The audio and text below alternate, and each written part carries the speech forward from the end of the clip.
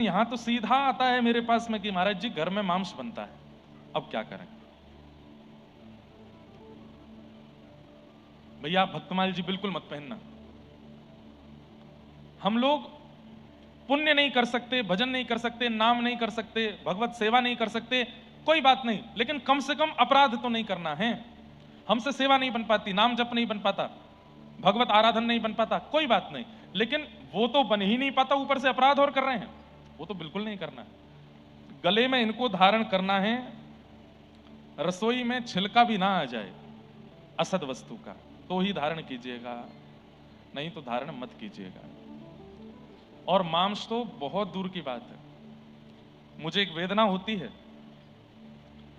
हम जब यहां आते हैं कथा करने के लिए तो एक रास्ते से हम आते हैं, वहां मुझको कुछ कटे पटे जीव दिख जाते हैं, अब वो आंख बंद तो कर लेता हूं मैं, लेकिन बहुत वेदना होती है। कथा एक बार सुन ली है, एक बार वृंदावन हुआ हो, राधा नाम मुख से बोल दिया है, रज को माथे से लगा लिया है, तो इतना तो कम से कम परहेज कर लीजिए कि किसी जीव को मत खाइए, किसी जीव की हिंसा मत करो।